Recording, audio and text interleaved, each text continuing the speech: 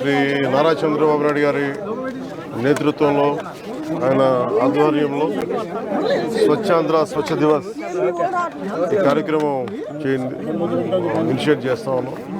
అంటే ప్రతి నెల 3వ శనివారంలో చెత్త లేకుండా మన పరిసరాలని పరిశుభ్రంగా ఉంచుకోవడం ఎలాగనేది నిన్న క్యాబినెట్లో చేసి వెంటనే ఈ రోజున ముందుకు తీసుకెళ్ళండి. అంటే శుభ్రత అంటే ముఖ్యంగా మనకి కరోనా లాంటి పరిస్థితులు వచ్చినప్పుడు శుభ్రత ఎంత అవసరం అనేది మహమ్మారులు వచ్చినప్పుడు అర్థమవుతూ ఉంటుంది. ఒకవైపు 2047లో అద్భుతంగా భారతదేశం ముందుకెళ్ళాలి, ఆంధ్రప్రదేశ్ ఎదగాలనుకున్న దాంట్లో చాలా కీలకమైనది పరిశుభ్రత. ఆ పరిశుభ్రతని ఇది కల్చర్ అవ్వాలనేది ముఖ్యమంత్రి గారి ఆలోచన. ఇది కేవలం ఒకళ్ళిద్దరు చేసి క్లాప్ మిత్రాలు లేదంటే మనం మన చెత్తను బయటపడేయటం కాదు. బాధ్యతగా ప్రతి ఒక్కళ్ళు కూడా సోర్స్ నుంచే దాన్ని సపరేట్ చేసే విధానం.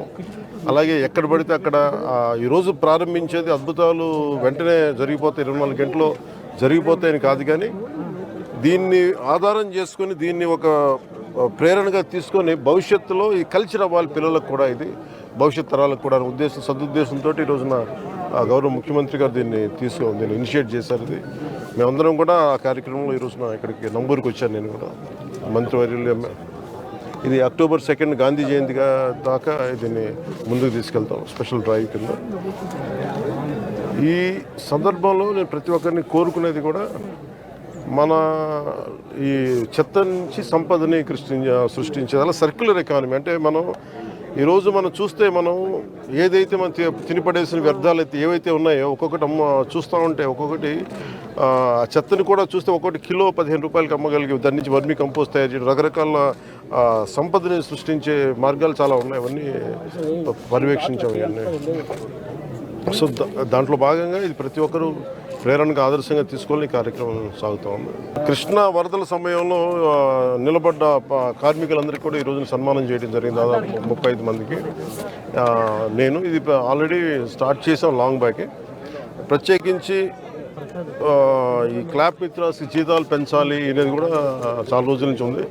ఆ క్లాప్ మిత్ర జీతాలు రావడానికి కూడా ఆ రోజున మేము ప్రిన్సిపల్ సెక్రటరీ శశిభూషణ్ గారు ఉన్నారు, మొత్తం వీళ్ళందరి దగ్గర నుంచి తీసుకొని ముందుకు తీసుకెళ్ళి క్లాప్ మిత్ర సకాలంలో జీతాలు గత ప్రభుత్వంలో బకాయిలు ఉన్న జీతాలను కూడా వెంటనే చెల్లించడం జరిగింది. అలాగే నా దృష్టికి తీసుకొచ్చింది ఎంపీడీఓ గారు కానీ మిగతా ఉన్నతాధికారులు ప్రతి ఒక్కరు కూడా వాళ్ళ జీతాలు పెంచాలనే ఒక ఇది ఉందని రిక్వెస్ట్ ఉందని అడుగుతా ఉన్నారు. దాన్ని ఖచ్చితంగా పరిశీలిస్తామని చెప్తాం. పారిశుద్ధ్య కార్మికులకి చాలామంది ఇంకా టెంపరీగా చేస్తున్నారు, చాలా ఇబ్బందులు పడుతున్నారు. మురుగు కలెక్ట్ చేయడం అనేది మనం జనరల్గా పబ్లిక్ అసలు ఆలోచించడానికి ఇష్టపడరు. అలాంటి మురుగును వాళ్ళు డైలీ కలెక్ట్ చేసి గ్రామాలు చూపుతున్నారు. వాళ్ళ సమస్యల పరిష్కారం ప్రత్యేకించి ఇది నాకు పంచాయతీరాజ్ స్థాయిలో వచ్చేయని నేను చేయగలుగుతాను. తర్వాత క్యాబినెట్లో ఒకసారి దీని మీద అంటే ఒకసారి క్షేత్రస్థాయిలో పరిశీలించాలి. ఇది అంటే క్షేత్రస్థాయిలో ఒక పరిశీలించి ఇప్పుడు వచ్చి కూర్చొని అంటే కొన్నిసార్లు పనులు చేసేటప్పుడు దాని పర్యవేక్షణ, అలాగే నాకు కొంత క్షేత్రస్థాయి పరిశీలన అవగాహన, దాని మీద ఒక పరిష్కారాలకు మనం బలంగా వెళ్ళచ్చు. దీనికి కొంత మోటివేషన్తో చేయాలి. ఇది మీరు అన్నది చాలా సబబు. అది అంటే అది మిగతా వాళ్ళు ఎవరు వెళ్ళలేంది మనం చెయ్యాలి అనేది మనం వదిలేస్తాం. కొంచెం అది దాన్ని ఎట్లా కరెక్ట్ చేయాలని ఆలోచన ఉంది. ఖచ్చితంగా దాన్ని తీసుకెళ్తాం.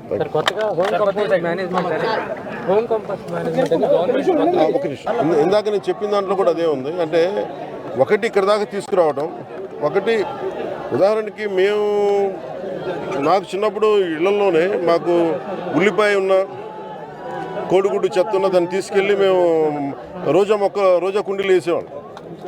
సో అంటే అది సహజంగా ఉండే తిరిగి రివైవ్ చేయాలి. అది కొత్తగా ఉన్నది కాదు, కానీ అలా కాకుండా కొంచెం దీన్ని సైంటిఫిక్గా మెథాడికల్గా చేయాలంటే అది కూడా అట్ సోర్సు ఇళ్లలోనే కొంత వ్యర్థాలను తగ్గించేలాగా. అలాగే హాస్పిటల్ నుంచి వచ్చేది ప్రత్యేకించింది, అది పొల్యూషన్ కంట్రోల్ బోర్డు అధికారులతో కూడా మాట్లాడాను ఈ మధ్యన. అది కొన్ని హాస్పిటల్స్లో కూడా దానికి కొంత రెగ్యులేషన్ చేయాలి, కొంచెం రెగ్యులేట్ చేయాలి. వాళ్ళు అందరూ డంప్ చేస్తున్నారా అంటే ముఖ్యంగా హాస్పిటల్ హెజార్డస్ వేస్ట్ బయటికి రాకూడదు. అది ఎంత వస్తున్నాయనేది అది కూడా ఒక దృష్టిలో ఉంది.